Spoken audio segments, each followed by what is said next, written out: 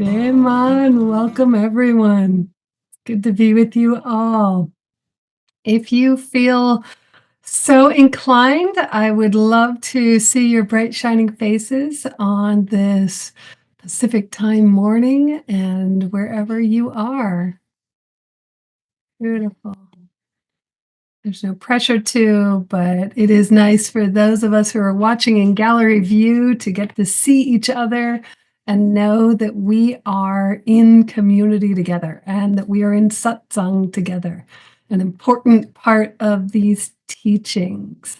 Yes. So, welcome. My name is Sadhvi Aparna. I am a longtime student of Acharya Shunya, and I have been studying these teachings for some time.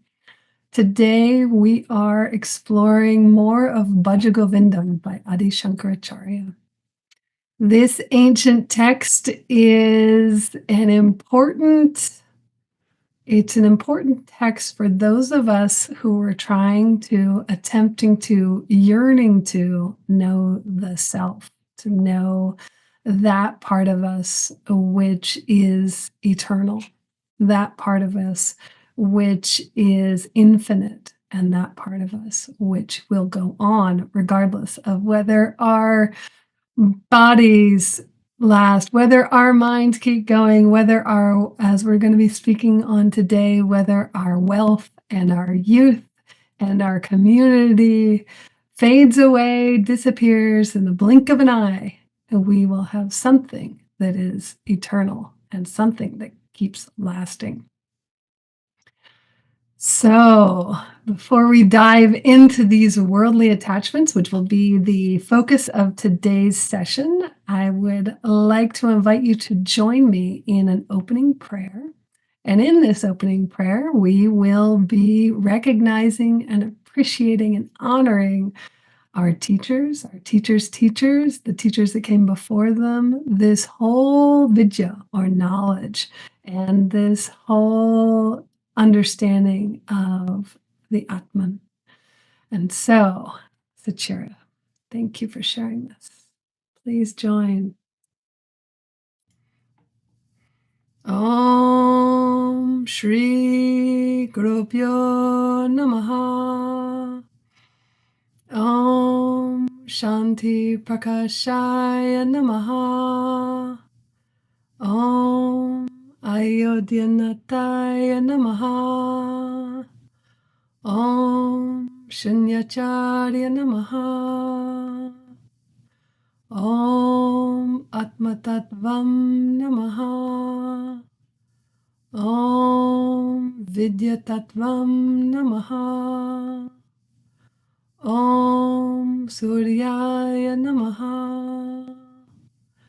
Harihi Om Tat Sat. Jai Ma, Jai Gurudev.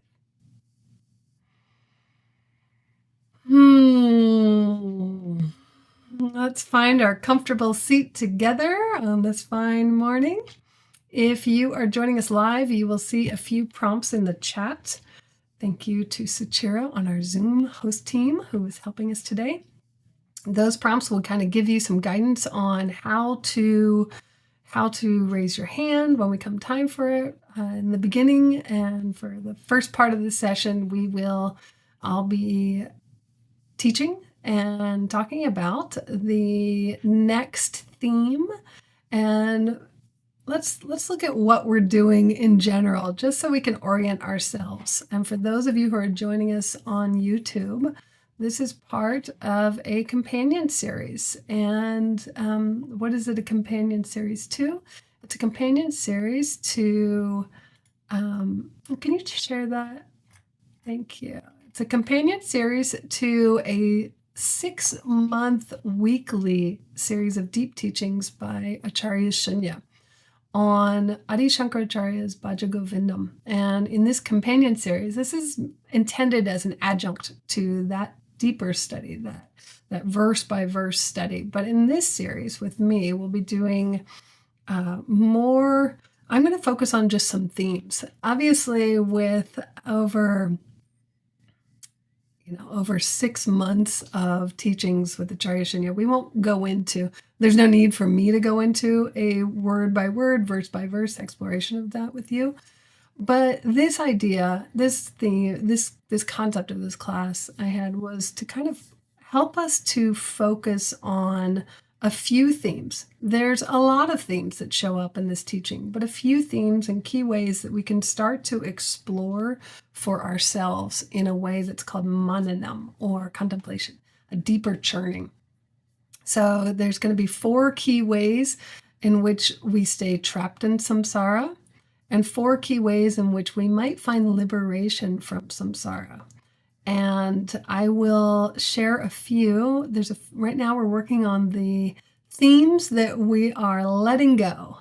And in this letting go, you can advance.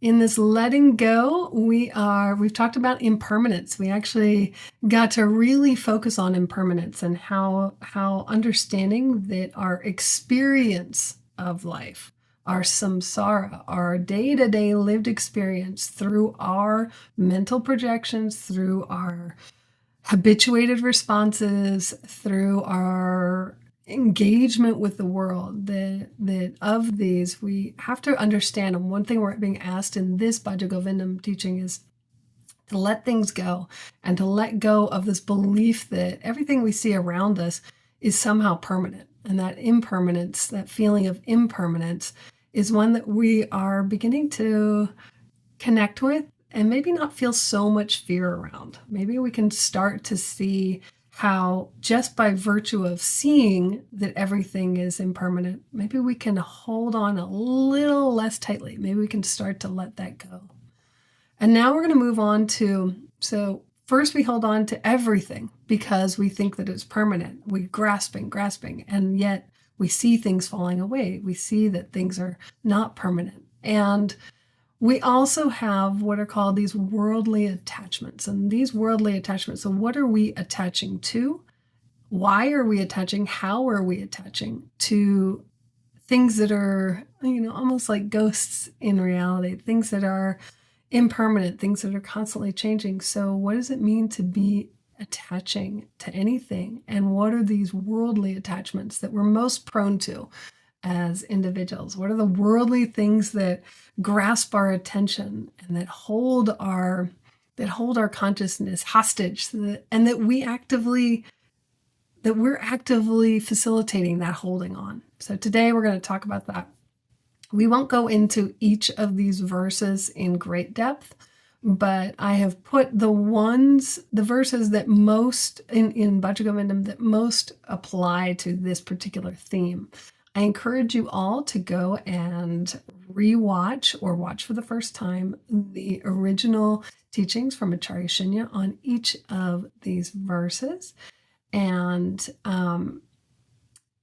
just explore for yourself, and just keep churning these ideas, keep contemplating these ideas and seeing how they land. So the ways that we'll talk about today are just one way that you can start thinking about them. I encourage you, if you're a member of our Vedic Study Circle, I encourage everyone to become a member of our Vedic Study Circle.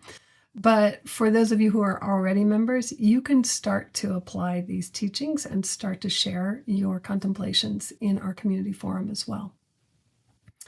All right, so today we're going to be really diving into depth in verses 2, 7, and 11. But before we do, let's start off. Okay, in a previous moment, you can bring that back up.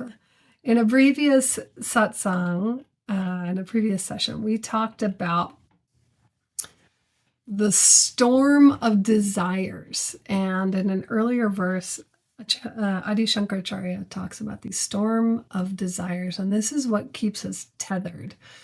It's what keeps us stuck in lockstep in with samsara. Well, it's our desires. And why is that happening? It's because our mind, instead of being focused on Govindam, instead of being focused on Ishvara, instead of being focused on the eternal, is instead focused on, what do I want? What does my ego need? What does my mind want? So there are a lot of these the storm of desires clouds our perception. So what are these kind of desires made up of? And we'll start with number 5. Icha is our wants, our everyday wants, and these are not bad desires to have. And we'll see. And the reason I'm starting with Icha is it sort of we have sort of different sort of severity of desires. You can see some of these for those of you who are familiar with these terms. And what does that mean? What is that sort of severity of desire? It means how confused, how much they elicit this kind of moha or confusion within the mind. And so we have natural wants, we have needs. Those desires, there are these natural desires. Everyone has them. We've talked at great length in other contexts around the purusharthas, and these are healthy drives that every human has. And what are some of these healthy drives? They could be the general pursuit, and we see one of them here for kama, or a built-in desire to have your senses gratified, the pleasure, right? Artha, this pursuit of material means, and at its most functional level, the Icha level, then that desire for material survival means being comfortable, right? Do we have food in our bellies? Do we have a roof over our head? Do we have a cloth to keep us warm? Do we have what are the ways in which we satisfy our need, as any animal has, to be physically and materially comfortable and healthy? And so that's part of artha. And it's a natural desire. Our desire for comfort, our desire for pleasure, it feels good. We have these senses. That's a natural desire. We like to see beauty. We like to taste things. We like to touch things. We have both the capacity to experience those senses and also to seek more senses. And that's natural. We have bodies. In the samsara, we have a body, we have a mind, we have senses. So an icha aspect of that, an icha desire, is the kind of natural, yes, it feels good. It feels good to smell a flower. It feels good to, it feels good to be in the sun. All of these things are natural desires. It's also a natural desire to want to act in an ethical manner or to fulfill our dharmic potential. And so how do we do that? And we'll get into a lot of that in terms of the karma yoga teachings that Acharya Shunya is going to be bringing shortly to the Vedic study circle. But there's also this aspect of dharma as in just following our natural and right urges that support things working in a proper way. And so that's healthy, that's normal. And then there's also another natural desire, which is actually moksha and liberation. So those are some advanced desires that we'll get into in a little bit. But there are these natural desires that our mind does naturally, beneficially take part in. These are also ishana, or our urges and our drives. But then there's other desires. And with that intensity of these other desires, there's more and more holding, more and more grasping, and more attachment. So when we talk about worldly attachments, we can be talking about vasanas, these irrational, intense craving that may compromise your dharma. And those vasanas we've talked about how those vasanas, or those really strong, sort of addictive drives for, caring for the body and making sure, if we're really attached to something that is impermanent, that can be a real problem. Because if we're really attached to this body, each of us has this body, how does it work? How does it function? How does it look? How do other people feel about it? Is it pretty? Is it youthful? Does it have power? This is all, we have this body, but as soon as we start really engaging with that kind of micromanagement of the state of this impermanent thing, of which we actually have no control over, and we'll talk about today on how time can take that control completely out of our hands. And if we're still attached to that, then we're blindly attached to that, we're going to have a problem, because we have forgotten that it's not permanent. Same with vasanas, these worldly, this real drive for the world. So our ambitions and our searches and our jobs and our name and our fame and where we show up in the world and who thinks we're great and how we look on, how we look in the world and whether other people fear us or respect us. These are all aspects of how we can get really attached to our place in the world. And again, that is something that we see in Bhaja Govindam is also impermanent. And then there's even the Shastra Vasana. And Shastra is sacred texts of this Vedic, specifically of Vedic paradigm, in which we learn about what is real. And yet, how could it be that we could have an unhealthy desire for Shastra? What would that look like? What would that, what would an irrational urge for spiritual knowledge, what would that look like? Actually, share in the chat.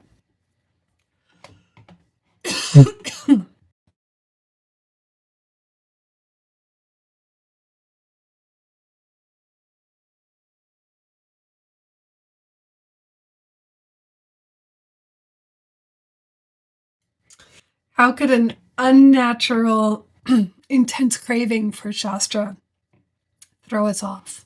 Does anybody have any ideas? You can either share in the chat or you can raise your hand using the react button.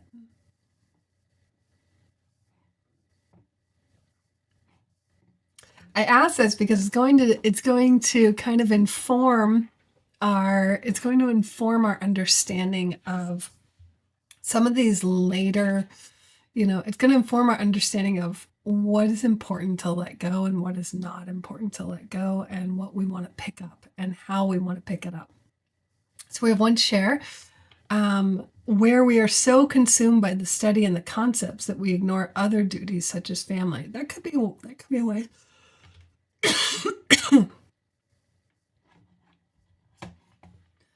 Sorry, my throat's bothering me. Hold on one moment.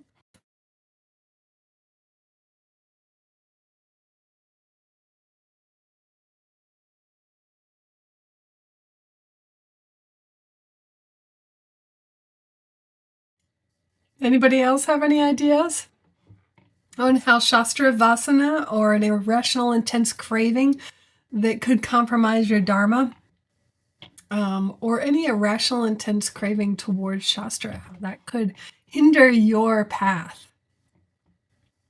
Another person shares that when we jump from one lineage to another without going deep into Vedic study, that desire to acquire, you can stop sharing the slide for a moment. That desire to acquire more information that looks sacred, right? There's a lot of times where with Shastra Vasana, we might consider it in terms of like hoarding knowledge, but hoarding information. Are we converting that information into wisdom? Are we doing our manana? Are we engaging in a deeper contemplation? Right? It may be that we have, who here has a library full of sacred books? Probably all traditions, all things. How many of those books have you read completely, thoroughly, and dived into each word in this way? All of them? No? Any of them? Maybe a couple. Yeah. None of them? Sometimes. I have a few shelves that have books that I'm meaning to get to.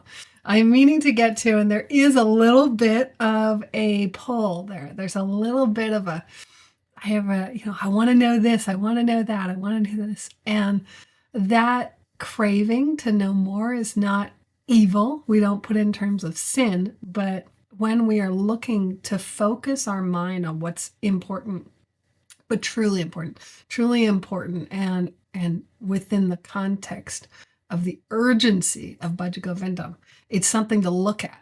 Even these subtle things of where we are, we come back to that first verse of Bhaja Govindam where Adi Shankaracharya is saying to this elderly gentleman who is learning very sacred Sanskrit grammatical rules, and yet there's an injunction against him saying, hey, wake up.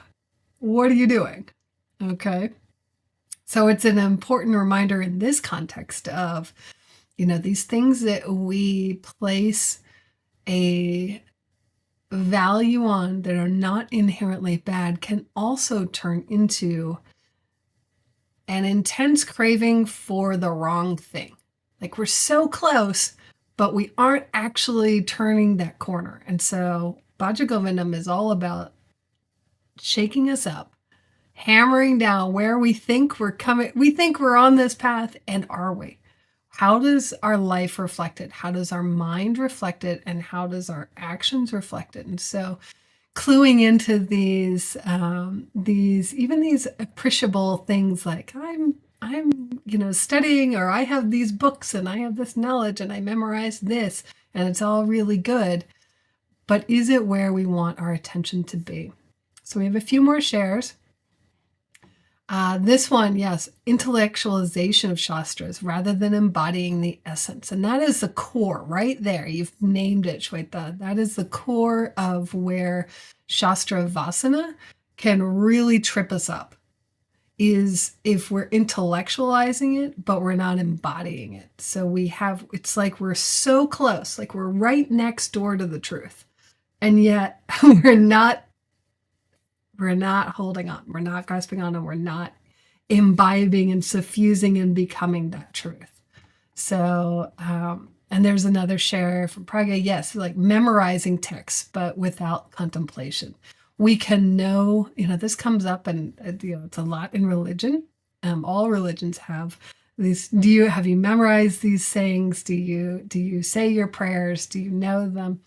Well, that memorization is a key part of how, we become, how our mind becomes conditioned to our samsara. So if our samsara is conditioned to be any particular religion, then we're going to learn things. We're going to memorize things, and it's a way of conditioning us. But are we actually thinking, contemplating deeply from our satbuddhi?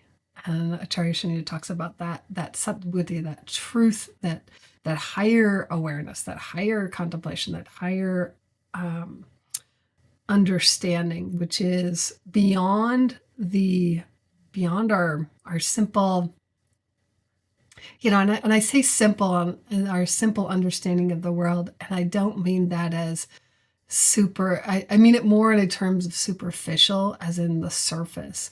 And you can get really deep on that surface, right? I mean, those I can see in the audience. I know that many of you have advanced knowledge, and I'm sure many of our watchers today have advanced knowledge of many topics of information.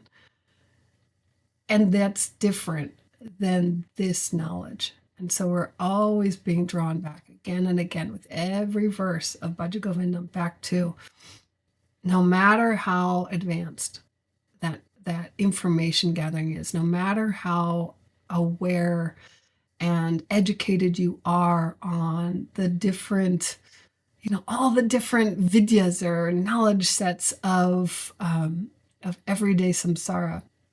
You could be the most advanced seeker of, oceanic knowledge. And yet, if you don't have this knowledge of Govindam, if you don't have this knowledge of your eternal self, it will not help you in that moment of death. And that moment of death is important. And we keep getting that urgency of Why are we doing this? What's the point? Because there will come a time where we need to be very, very focused on that, very focused on that eternal part of the self. And if we want to be there in those urgent moments, then we have to be there in those everyday moments. So if our focus is on these other things, then we're not going to be there.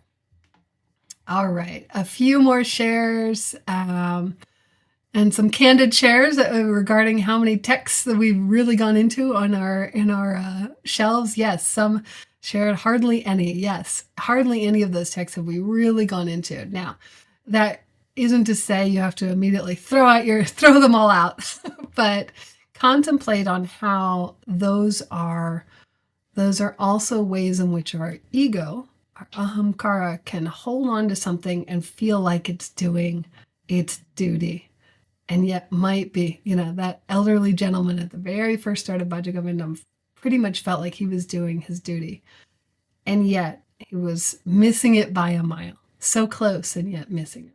And so one more share on how Shastra Vasana can be a disturbing excessive attachment to something that would seemingly is quite healthy and something we should be doing. And Victoria shares, when we use what we learn to sound spiritual or intellectual for the sake of looking spiritual, yes, then it becomes an entirely ego-driven game. And I think we see that a lot in today's mass consumption of spirituality, even of the mass consumption of yoga, right? This thought that these ancient teachings of how to come closer, how to find union with the divine, how to find union with the self on this deep way, this deep integrated knowingness, how that has been turned in this storm of desires, in this samsara, in this great maya or illusion, this reflected experience, illusory experience of Govindam that we call Maya, that somehow that has become infused with beer and goats and stretchy bands of our young youthful bodies, and we see how easy it is for something which was intended one way with excessive attachment. And you can see how all of those vasanas we just talked about have infused this understanding of spirituality in the modern world, right? There's Deha Vasana, there's Loka Vasana, and there's Shastra Vasana, all expressing itself. There's a body attachment. We want to look good while we're doing the physical yoga. And the hotter the person, the hotter the teacher, the sexier the teacher, the more enlightened we want to. This is not true, brother. But the more, we see how the more powerful the yogi is, the more wealth and acquisition and students, then they're the most enlightened, right? Again, this is not true. And then we see the more the teacher can spout the sacred words and do this, then the more enlightened they are. And that's also not true. So great lived, live, real life example in this modern era of 2025 that we can turn that the state of this mind illusion, the state of where we are focusing, can turn something that could be a resource to enlightenment into another confusing expression of samsara. All right, let's pull that slide back up. I just want to touch on one more kind of desire that's clouding us in this storm of desire. And this is really related to today's teachings, and in fact, all of the teachings. We have Trishna. And that is an unquenchable desire for more, where Vasana tells us that unquenchable desire is directed into certain pathways. So we have an unquenchable desire for the body or for the world or for Shastra. Trishna is the underlying unquenchable desire. Thank you. And so where is Trishna showing up in our life, and how does that affect this worldly attachment piece? So Trishna, we talked about it some, I think, in the first session, first two sessions maybe. We talked about Trishna as this unquenchable desire for more, and it stands in itself. If you think about that, like that constant seeking, that constant unfulfillable desire, right? There's no end to where that Trishna, like that Trishna by its qualities, its very essential nature, cannot be filled.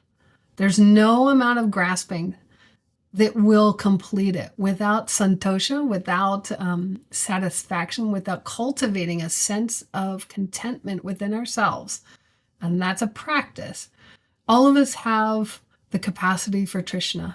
All of us have the urgency for Trishna. Our senses are constantly feeding that Trishna. That it's why, and we're going to get into senses in the next class, and senses and relationships. But that urgency to have more, whether that more is, regardless of the more, is it wealth?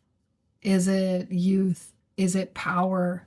Is it sex? Is it, pleasure? Is it more information, more knowledge? Like, where in each of us, and this is the contemplation, I think this will be a great time to just sit and contemplate just on Trishna.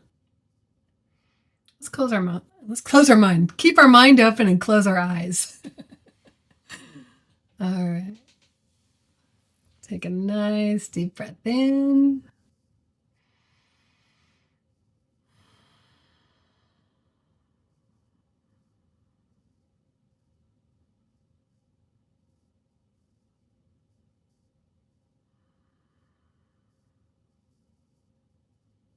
Draw your attention gently to your third eye. That's right slightly above your eyes and in between. Breathing in, drawing your attention inwards to that space slightly behind.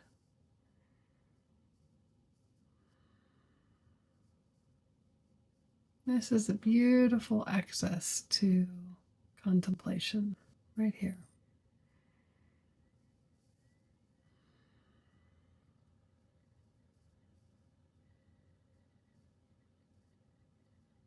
Instead of viewing this word Trishna as something outside of us to learn, to intellectualize,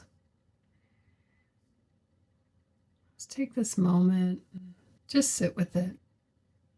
What unquenchable desires do you have? Without judgment, no need to hide, without self-hatred, without sin. Where are you thirsting for more? Where are your desires leading you?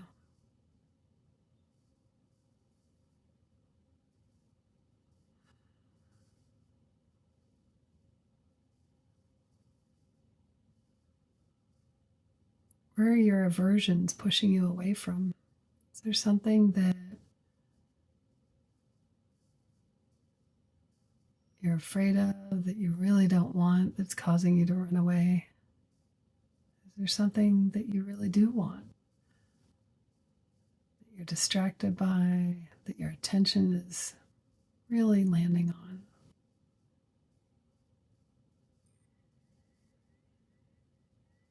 Is there something secret and hidden that you really want?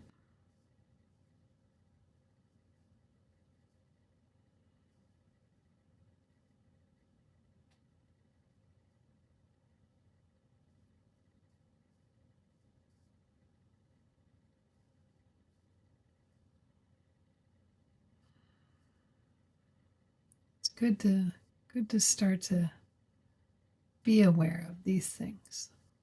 There may be one, there may be many. Each of us with a mind has some of these urges.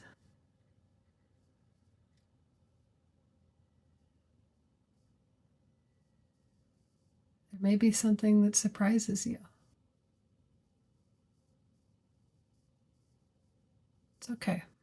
We're just going to acknowledge at this point. And take a nice deep breath in, all the way down to your belly. Filling, filling, filling, and release.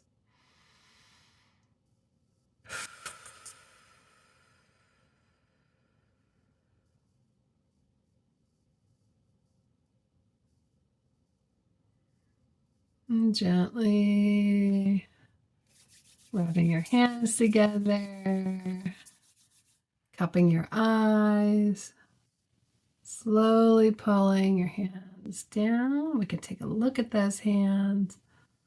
Gratitude. Come into Anjali Mudra. And we come back. And we're here. And we're here in this present moment.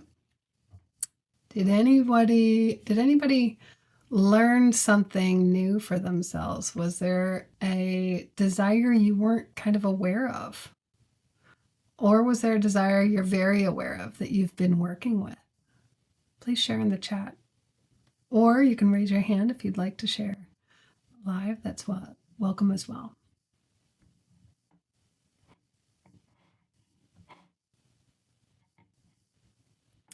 This Trishna, as you're typing, this Trishna is one of the main ways in which our unexamined subconscious propels us in life.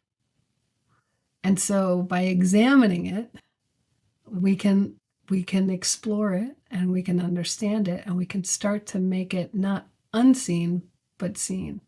And then we actually can contemplate and work on bringing in this knowledge that we're studying now. So if we're kind of aware of that Trishna, aware of what's motivating us, I'm doing this motion, moving my hands together, it's bringing what is unseen to the seen, from the unknown to the known. So Trishna is important for us.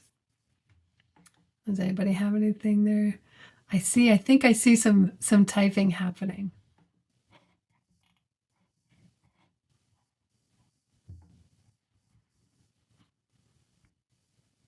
All right.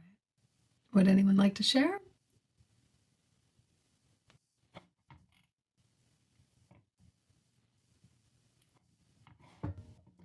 All right. Shweta shares, she's learned she has too many desires and attachments, but underneath it all is a deep desire to be loved and held. Then even under all that is a desire to be free of all my obligations, my work, my husband's fixation, my toddler always wanting my time and energy. Yeah. I think that's a valuable thing to be aware of, because what we see there is we have these conflicting desires that often pull us in different directions, and also the illusion that we are, we'll talk about those things. We'll talk about relationships, that they're permanent or not permanent. We'll talk about, let's talk about those things. So our work, our pushing and pulling in the world, we have within that, there's a judgment, too many of desires and attachments. There is a desire to be loved and held, so a desire for support, a desire for the external validation of others. It's not wrong to want the sensory gratification and the safety and all that. This is part of, it's part of our human journey. And being aware of how these pieces begin to narrate our internal monologue and start to change how we behave in the world. Maybe we're avoiding, maybe we're grasping, maybe we're running away, maybe we're resenting, right? If we think that we are if we're really attached to these ideas of ourself in the world, that's part of these worldly attachments, is how we see ourself in the world. And yet it is not how we want to be, or we have a thirst for something else, then we're not in alignment, and we may start resenting, and then we may start acting out. So, for example, this desire to be free, is that a desire for liberation, for mukti, or is it a desire to be done with this? And this is a key point for you, the student, to kind of start churning for yourself, without judgment, without self-hatred, without all the narratives of you're bad if you don't want to put 100% of your time into this or that. Because this is what we're learning, is that there's something more important for each of us on our own journey. It doesn't mean that we're violating our dharma. It doesn't mean that we are running away from the world. It means that we're diving into our true self, and from that space, what can we create? Some more shares here. Having physical Trishna and a yearning for physical health, probably, I'm guessing, and when she looks deeper into it, there's fear attached. Yeah, our attachment to our bodies, and our attachment, and we'll talk in a little bit about our attachments to youth. And youth here in this context is not necessarily like a 20, 30, 40, youth. It's the capacity of our bodies to be strong and to do work in the world and to heal and all that. And when that is threatened, when that is shown to be impermanent, fear can arise. And that's a really good indication of, fear. Okay, fear is one of the ways in which we are attaching, one of the ways in which we are holding on to this impermanence. A few more shares. One share: I'm highly aware of the desire which came up for me, and my awareness is deepening with each day with the Vedic studies. And then I question, how do I move beyond? We don't kind of move beyond. This is, so the promise of Bhaja Govindam. It's also called Moha Mudgara, which is this hammer of our delusions. It's the hammer strikes that help us to clear away all of our confused thinking about this. Like, can I run away? Can I move beyond? Can I escape? And this hammer is saying, nope, we're not escaping it, but we're understanding where we are actually holding on to these things. So if we're trying to move beyond, are we moving beyond, but we're holding on? Are we the ones? Is our ego the one? Is our mind the one that's actually like grasping on into this Trishna, and we think we want to escape it. We think we want to let it go, but yet we're still holding on to it. That's the nature of this Trishna. And so the remedy for that is not to move beyond it, but to cultivate gratification, to cultivate contentment, and to cultivate an okayness in this moment with what is presenting itself, not because we can never change it or never act, but because that's the only way to counteract Trishna. That's the only way to counteract this natural propensity for grasping, is to cultivate non-grasping. This is why you'll see in yoga, there's this, one of the, in the yamas and niyamas, are we cultivating the quality of non-grasping? How do we cultivate the quality of non-grasping? Is by really centering into our gratitude. And our gratitude isn't for, our gratitude is for something deeper. Our gratitude is for opportunity. Our gratitude is for Govindam. Because we'll talk about that in the next couple of things. So let's see. Main desire seems to be of inner peace and safety. The surface desires all seem related to that, and also related is the aversion to fear. Yeah, safety and inner peace. And what does inner peace in the context of safety mean? It means not having my boat shuffled. Is it really like the ego wants, what is the ego safety that is experiencing fear? Because if we really can truly understand what is permanent, there's no need to feel buffeted by the impermanent. That's the whole promise, right? It's like if we can really, really connect to the truth of our eternal self, then all of this play, all of these circumstances, all of this is on the surface. It's those surface waves, but we're the ocean.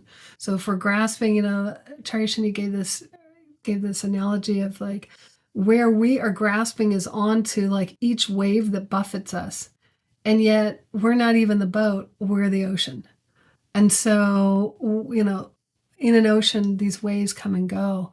And yet what is true is that there's still this ocean, right? And so the sun appears to come and go every day. And yet it's right there.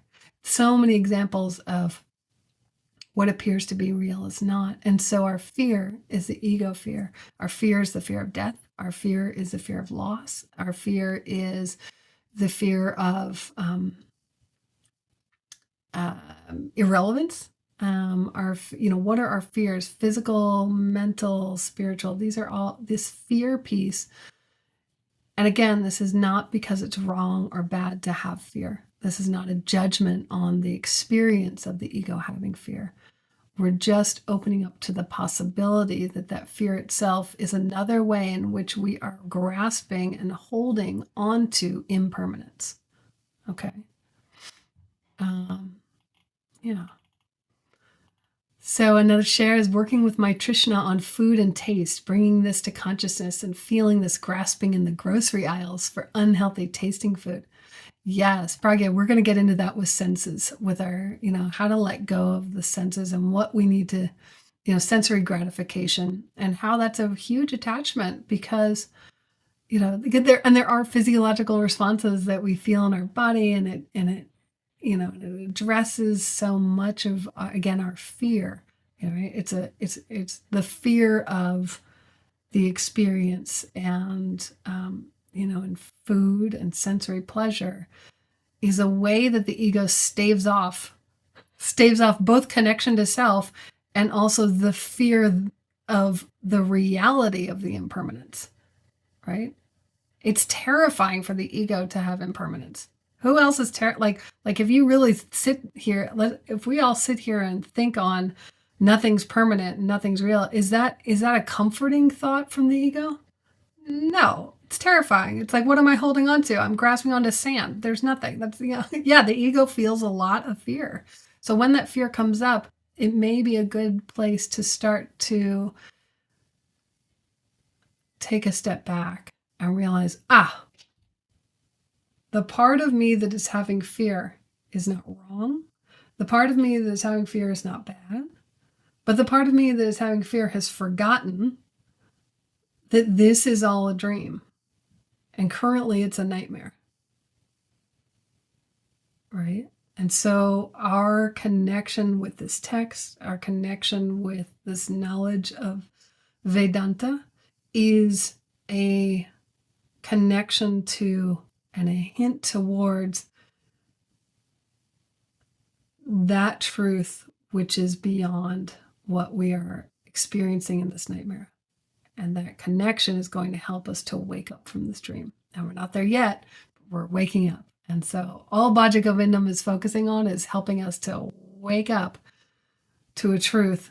It's a preparation. So I want you all to feel, give yourself a pat on the shoulders and feel comfort in knowing that this whole text is meant to be, it's just meant to wake us up to a possibility.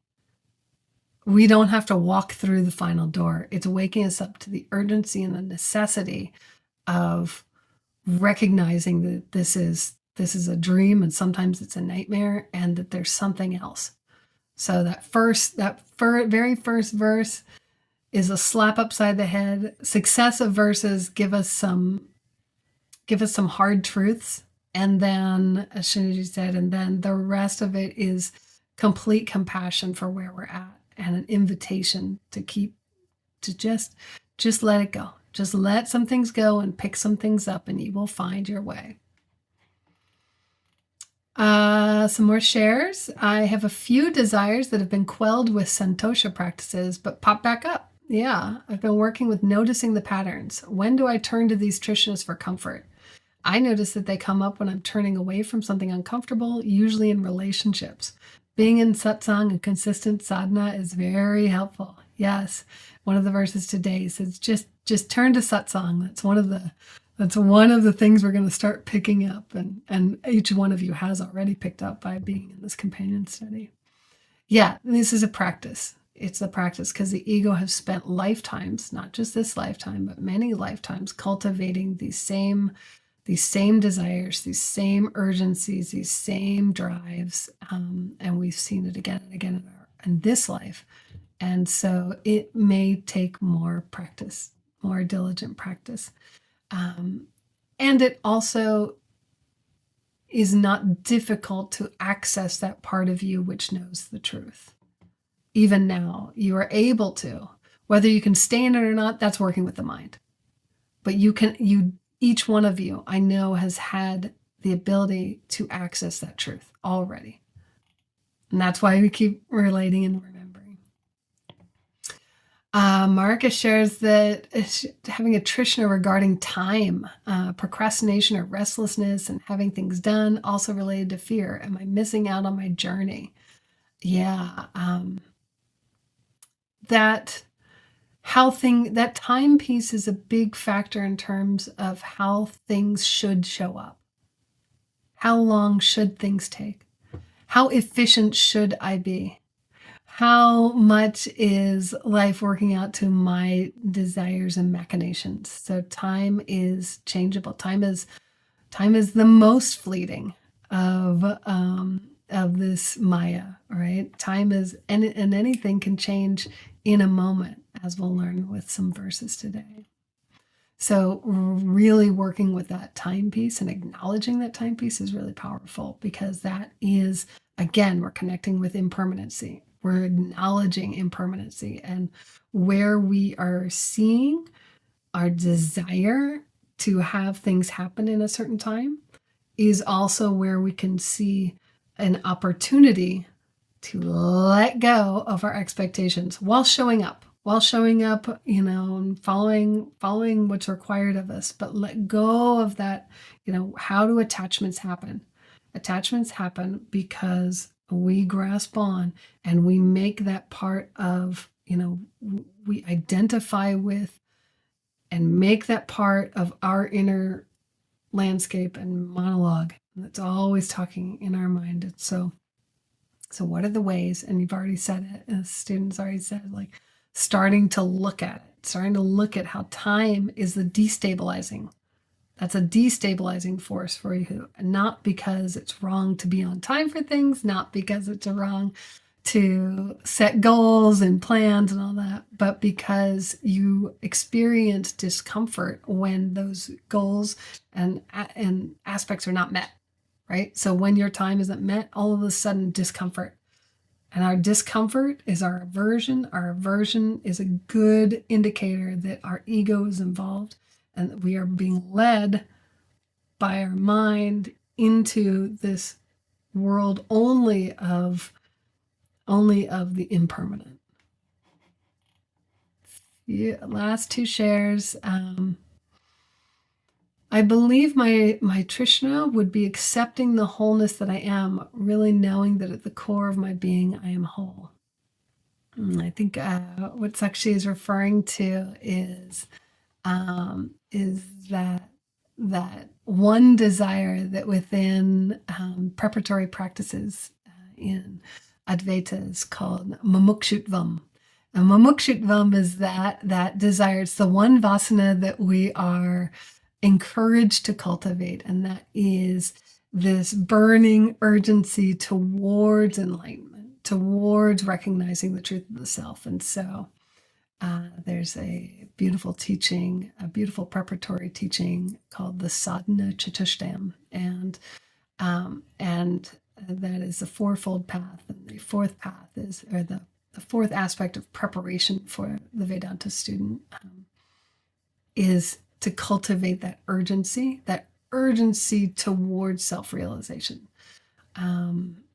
But you may have some other Trishnas. I suspect, you may and you may not.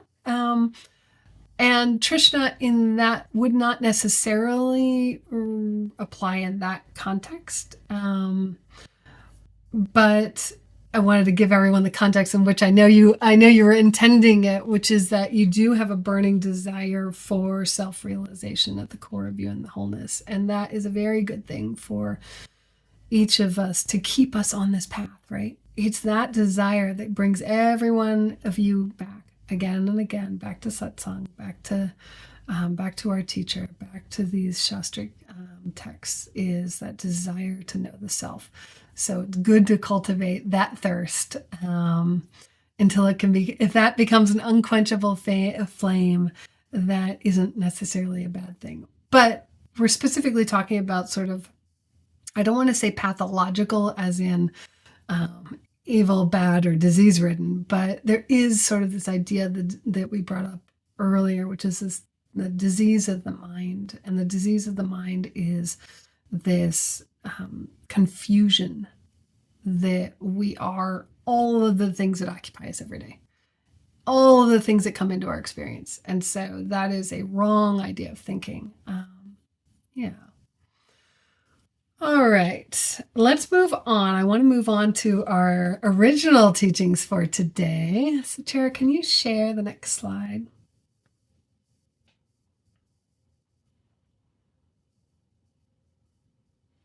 All right, so verse 2.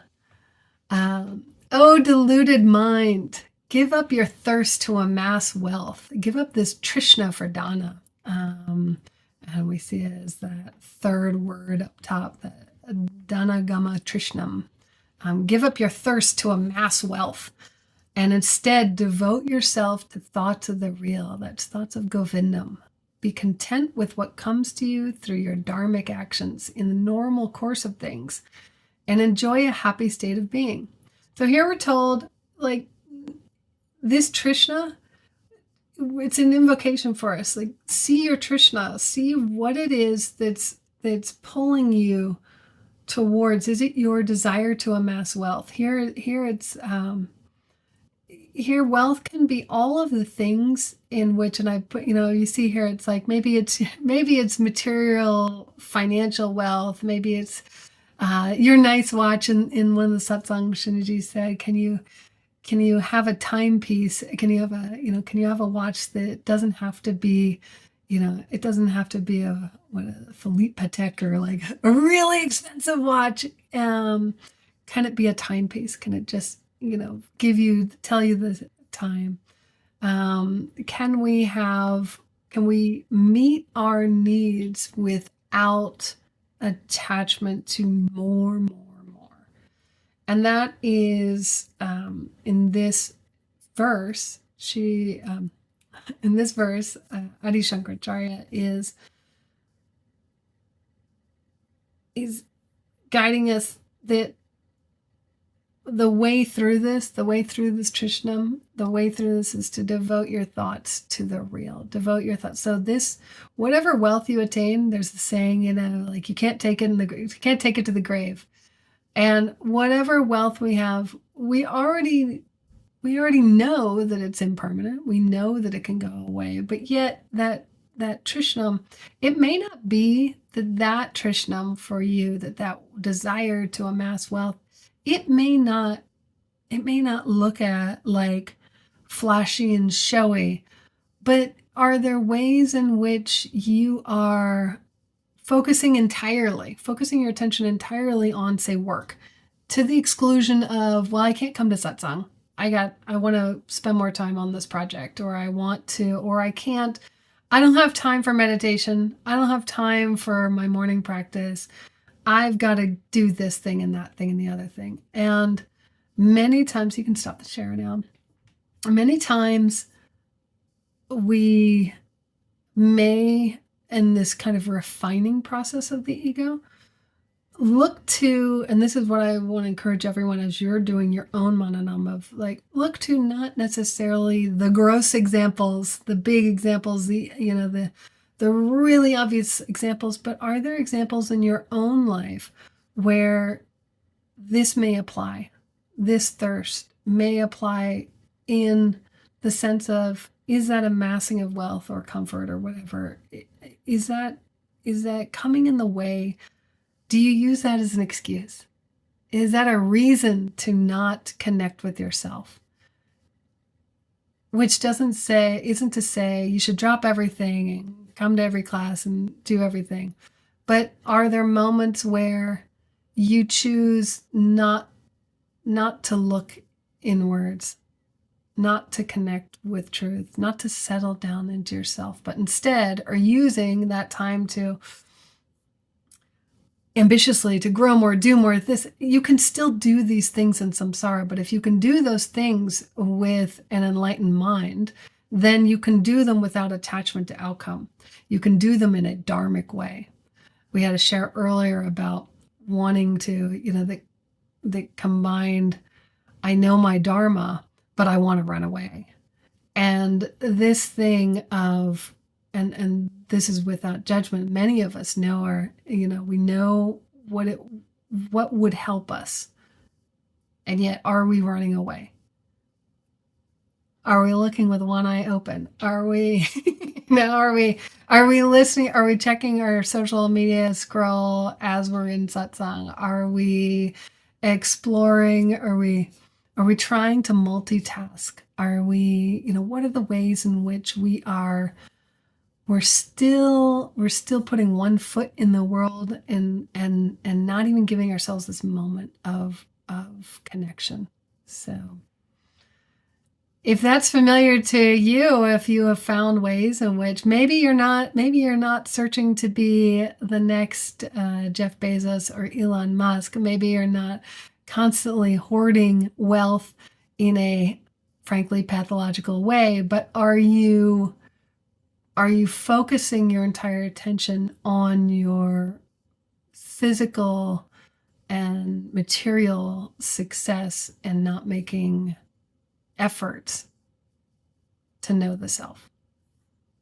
I see some nodding heads for those of you who are joining us later. There are some nodding heads. This is not unfamiliar. And I think that's kind of the work of within a spiritual community, within a Vedanta community, is to kind of start to see like how these even subtly start to inform, how is this informing our mind and our thoughts and our life? You're welcome to share in the chat if you have anything, and we will find time to share these. So in this one, in this first verse on this, we're asked to focus our attention on to just appreciate what comes in, to be comfortable and allow what is happening naturally, be content with what comes to us through our dharmic actions.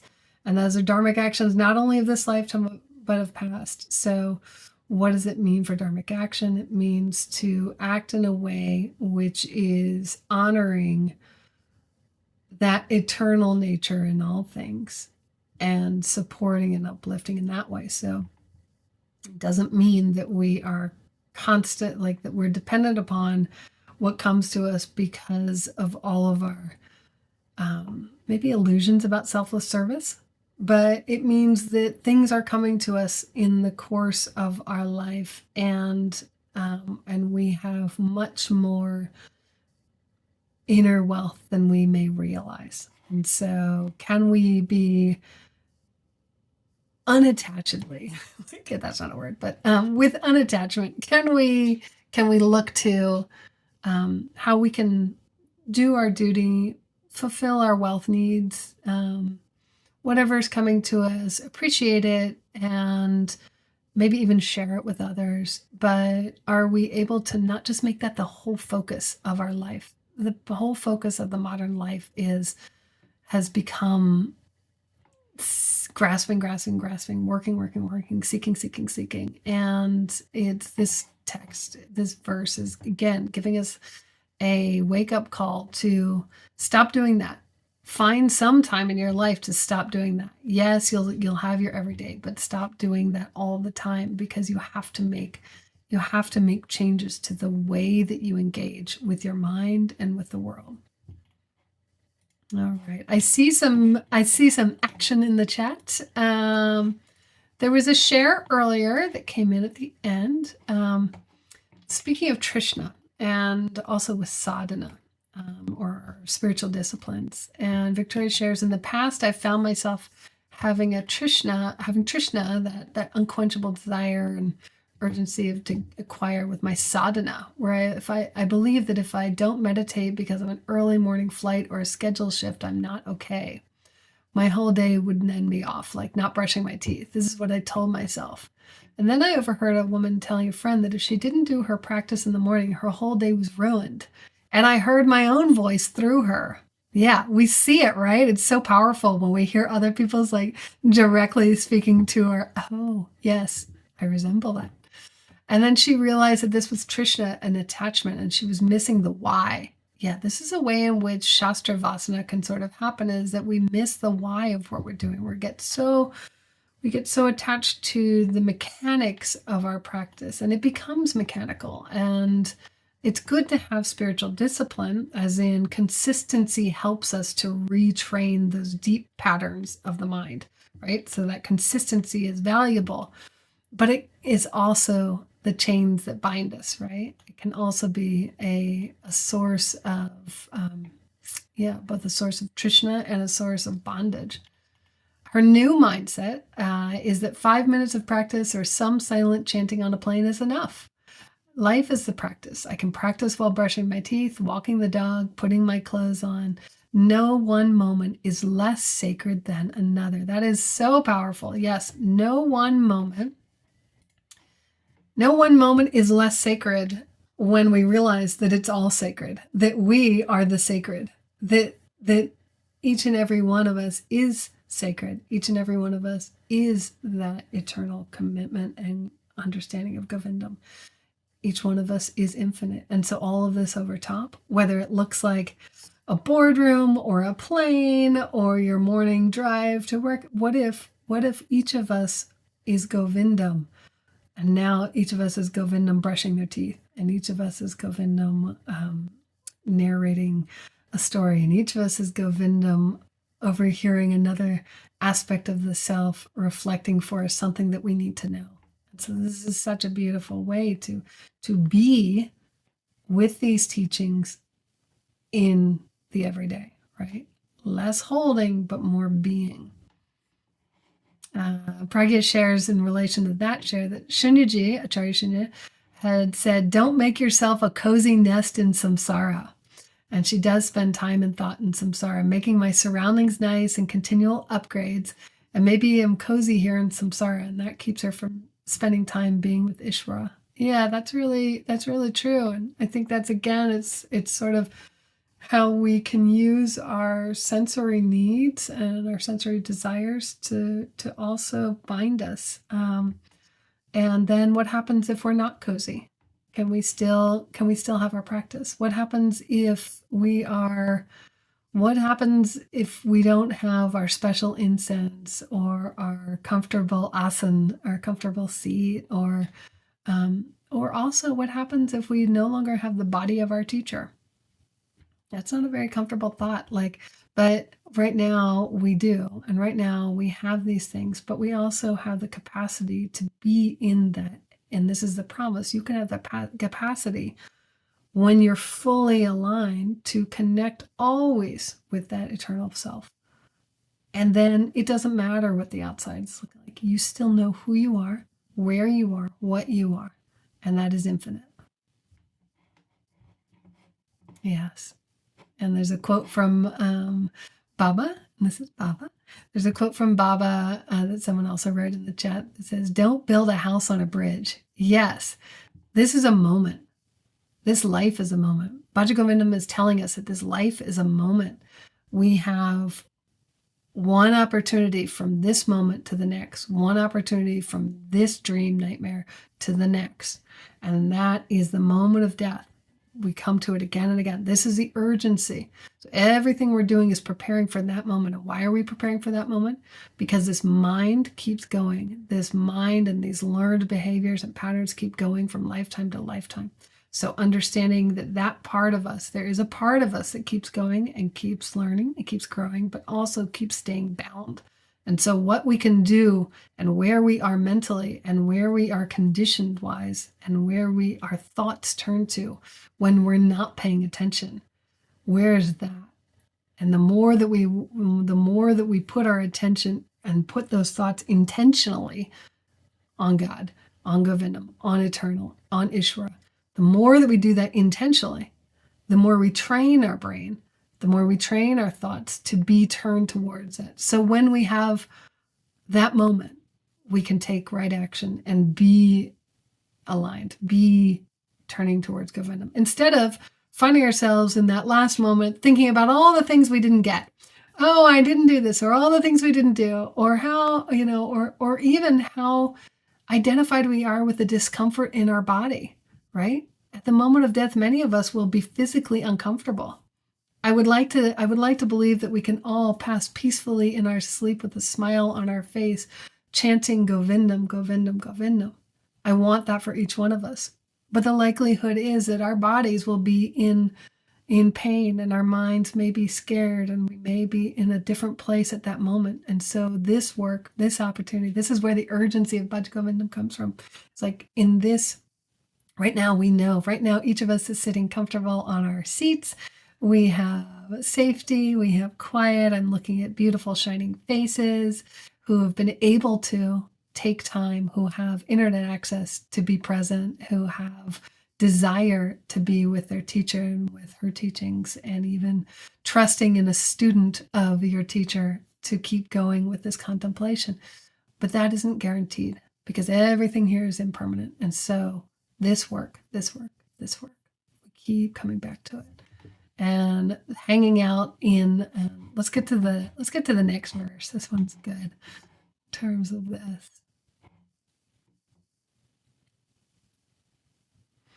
In childhood, our childhood. So if we think of this as like every moment of life is an opportunity to come close to Govindam, to come close to breaking through the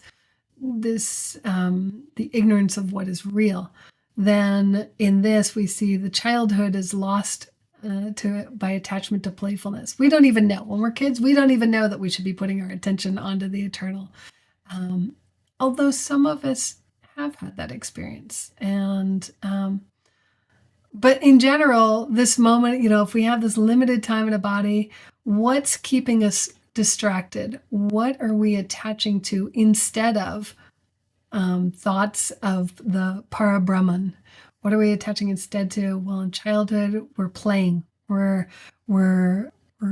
joking around. We're wasting our teacher's time. We're hanging out. We're playing. There are powerful learning reasons why we play, but as a soul that is the same infinite self, regardless of how old this body is, that soul has this opportunity. So where do we have the opportunity to remember? It's not in childhood. That part's lost to, we're just distracted and playing and learning our bodies and learning all of these things.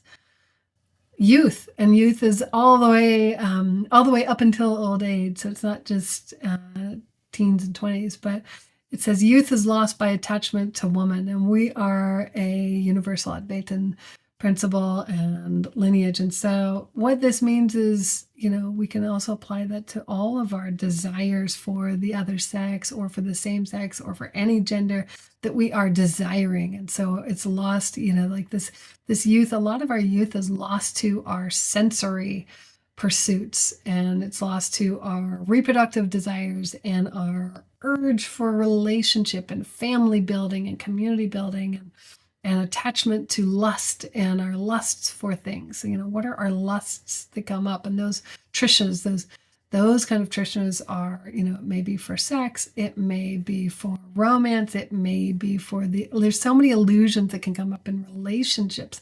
We'll talk about that too in the next one. And so youth is lost in these attachments. And then, so we're not spending our time as generally in our young and vital midlife. It's rare for us to be putting our attention to the Parabrahman, to that great universal self.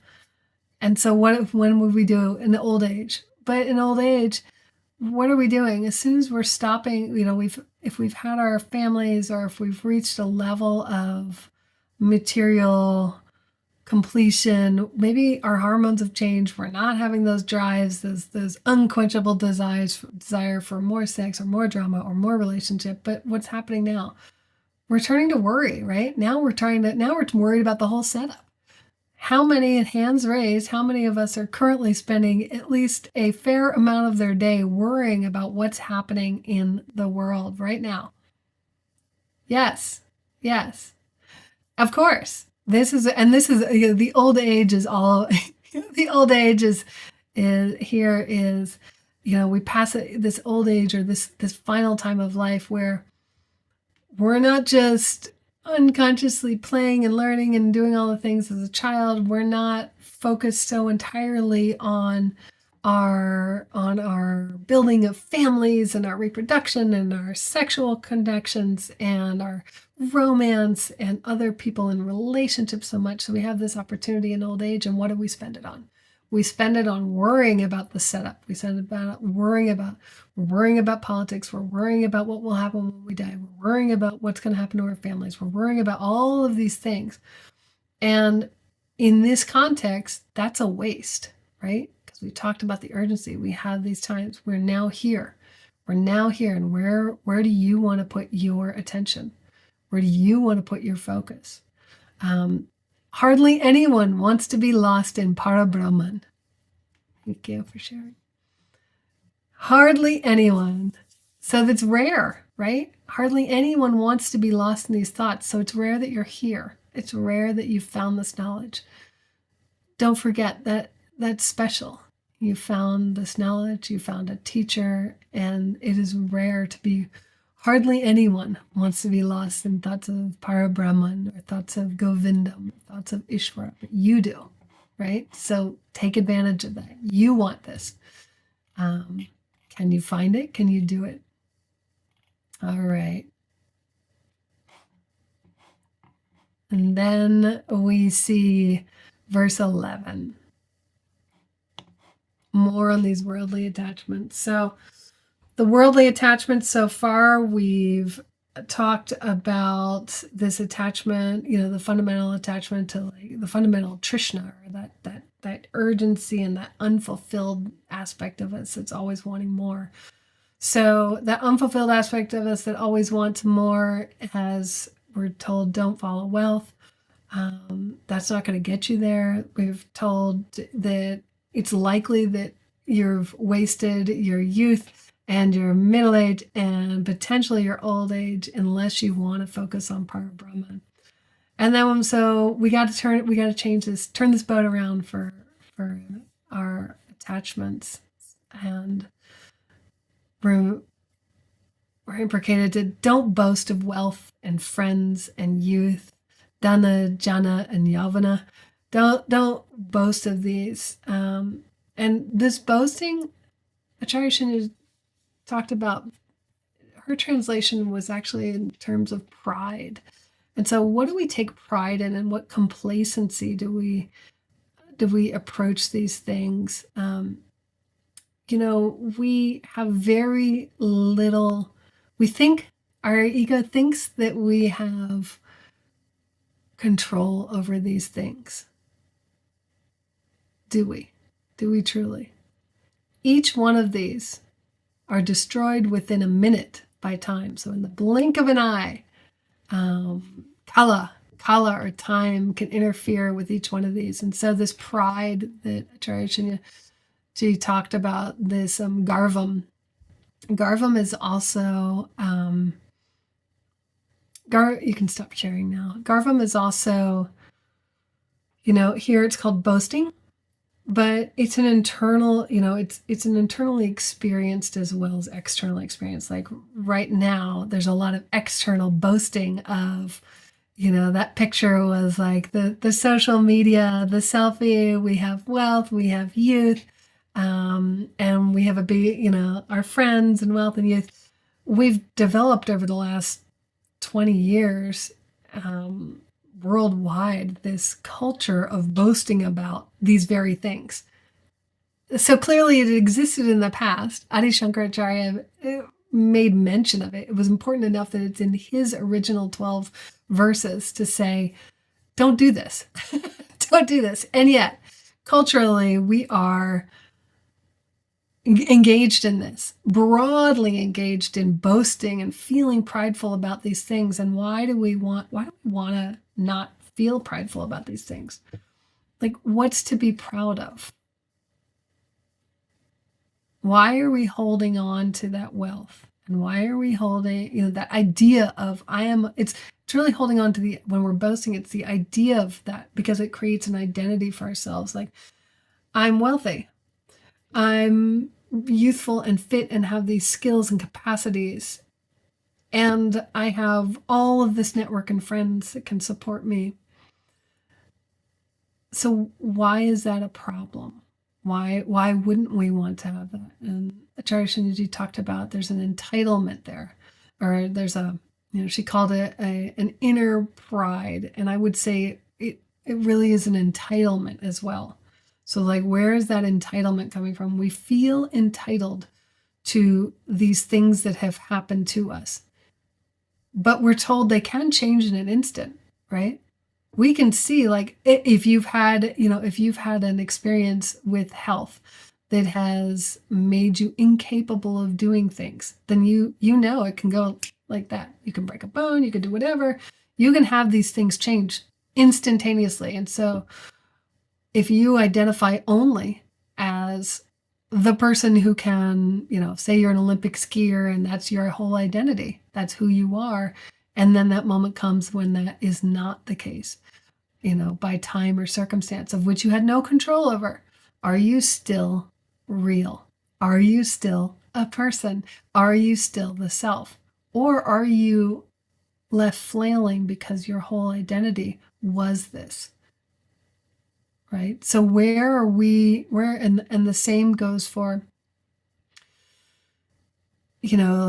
people is mentioned here, and those people are, who are your people? And it's not necessarily around your relationships so much that gets talked about again in depth, but in terms of your position in society.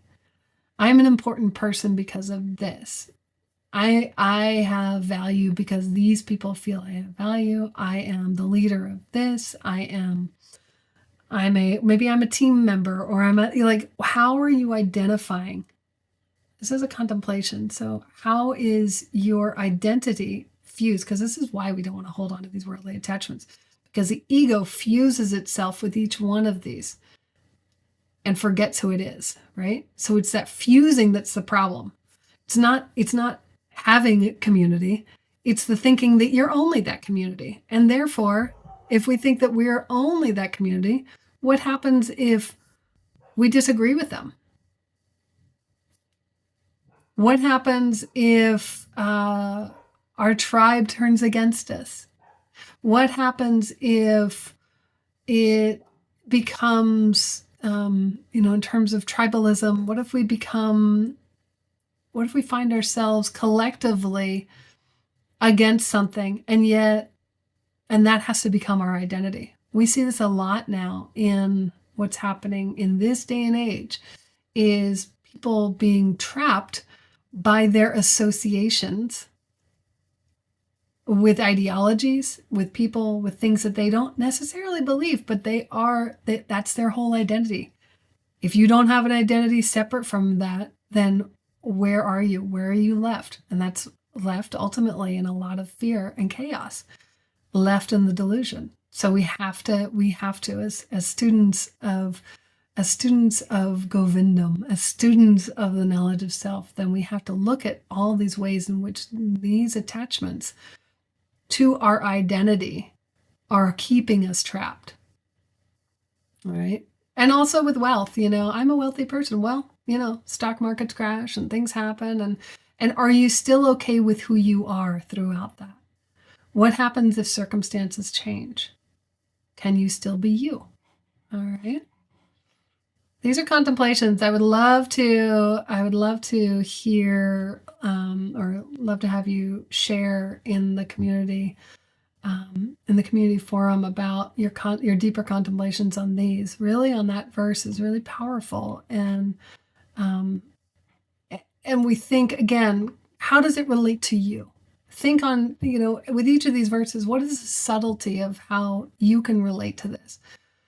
You may not be out there, riding yachts, being on yachts and taking pictures and hanging out with people and doing whatever it is that is, maybe related in excess of this. But where are your subtle identifications for you, where you are holding on to an identity pridefully, entitled, feeling as though you had control over this, only upon further reflection, realizing that what happens if that changes in a moment? Because it can. What happens? Are you still comfortable? Are you still full of pride? Are you still aware of who you are? It's important to start to look at those subtle things, because I suspect that most of the people that are joining are already seeking to some level to know themselves, to gratify that deeper sense of self and to refine their ego. But there are parts of us. What are the parts that you may still be, if not boasting, you may still have some pride in, these things that actually you can't really affect, or that came to you by grace of God through no effort of your own? And what does looking at that do for your sense of self and your relationship with samsara and your relationship with Govindam? All right. So do contemplate on that. And finally, let's do verse 13. We already got into verse 15 in earlier satsang, but verse 13. Again, Adi Shankaracharya. Adi Shankara says, "Oh, madman, you crazy fool. Why this engrossment in thoughts of wealth? Is there no one to guide you? Like, what are we thinking of? Are we really like all this pursuit? If you have what you need, are you focusing again on the outer world and again on your Trishnas? Like, what is keeping you engaged in these thoughts of wealth? And we'll talk about more specifically around wealth, but also what's keeping you engrossed? Is there no one to guide you? And this we start to experience what are the options? What's going to help guide us? There's only one thing in 3 worlds that can save you from this ocean of samsara. And Bor Bhuvaswaha. What's the one thing that can save you? Get into the boat of satsang. Be in the company of good people quickly. Do it. This picture that I shared is this picture of an outrigger. Each one of these people has to work in unison to get the boat where it's going. Each one of these is contributing with their attention and focus. This is what satsang gives us. This is what community gives us, the company of good people. What are good people? Good people are the ones who are attempting, who are yearning, who are focusing their attention on Govindam, on the eternal. So here we see that we have this, let's get into the boat together and cross this ocean of samsara. Let's get in together. Or you can stop it. And the reason why is because it's easy to forget. It's easy to get lost. Everything around us, this whole world is, it's like a sticky cobweb of Maya, right? It smells good and it smells bad and it feels good and it feels bad and it tastes good and it tastes bad and it sounds good and it sounds bad and everything is pulling us to distraction. Literally everything we interact with. And the ego mind has something to say about all of it. The ego mind has a preference. The ego mind has an aversion. The ego mind has something to engage with literally everything. This is soft. I like this. Oh, but it doesn't quite do the thing I wanted it to do. Ooh, now it's pulling my hair out. Ugh. Everything, sukha, dukkha, everything is either sorrow or unhappiness. Where is the part that gives us rest? Where is the part where we can calm and center and be? Let's find that real quick and see how quickly we can find that. Deep breath in and out. Calming breath in.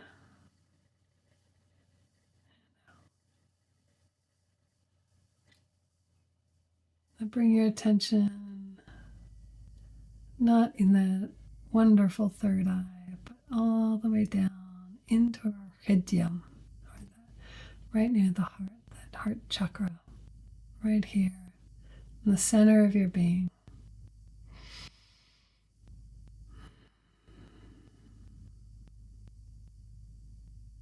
Feel that light, that warm, gentle light. It may start with a small flickering flame. Bring your awareness. Feel it expand. Infusing you, revealing so much light. Feel that light expanding beyond your skin, wide, wide, wide. Beautiful. Light, light, light.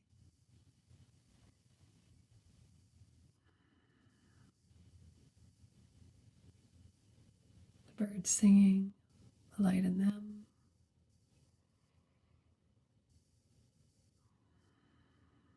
The wind gently moving, light there as well. Bring that light back in, come closer, closer.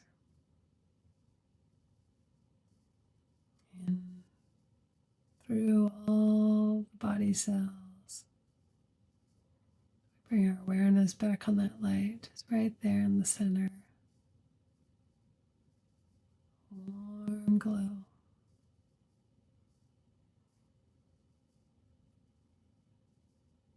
There we are. That light has been with you your entire life and many lifetimes, and will continue all the way as long as you have awareness of it, until that light merges with the whole without your attention.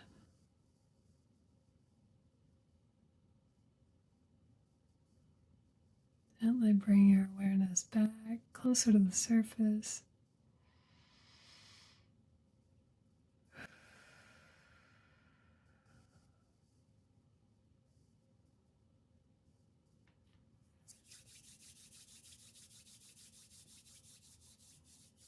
You can touch yourself, maybe in that heart, maybe in your throat, maybe in your eyes, maybe in the crown of your head, wherever you're feeling that gentle light imbuing, infusing, present everywhere. Slowly come back and open your eyes.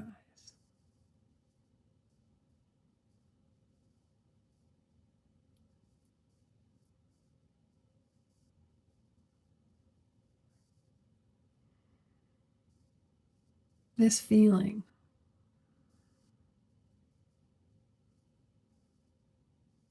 We could be in this feeling and go to work. We could be in this feeling and come to class. We can be in this feeling and change diapers and do all of the things.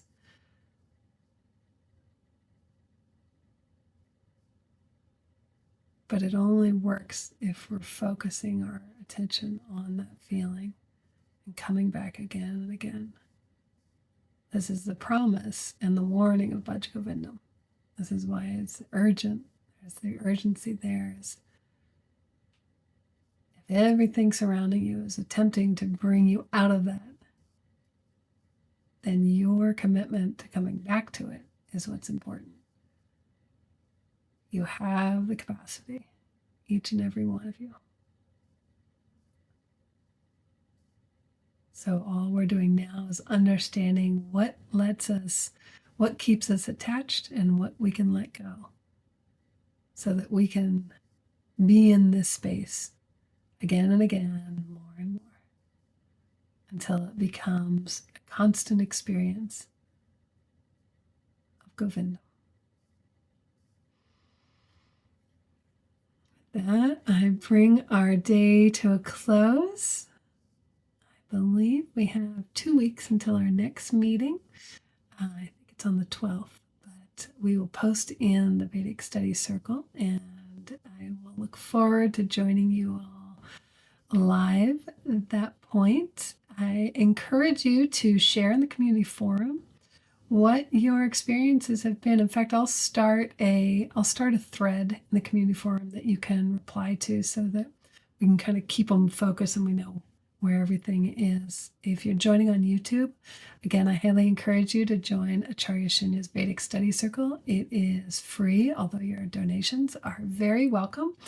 And we have membership forums. We have a lot of information that will help to guide your process. So even if you're joining on YouTube and getting the videos, there's more that can be found to support your journey within that space, and that is acharyashunya.com, and look to the study section.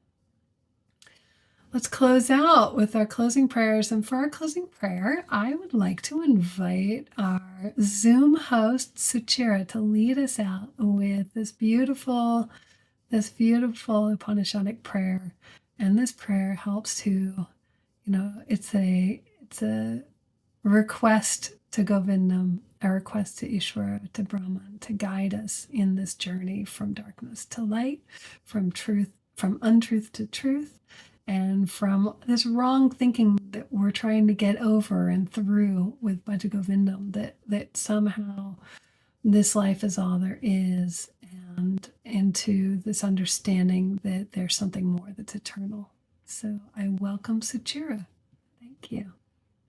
Thank you, Sadhvi Aparna ji. Thank you for the teachings, and thank you for providing such a safe and vulnerable space today, for not just for all of us to listen actively, but also contemplate, not today, but in the coming weeks as we meet you again. Please join me in the closing prayers, which is on your screen as well now. Om Asato Ma Satgamaya Tamaso Ma Jyotirgamaya Mrityorma Amritam Gamaya. Om Shanti Shanti Shanti. Om Peace Peace Peace. Jai Ma, Jai Gurudeva.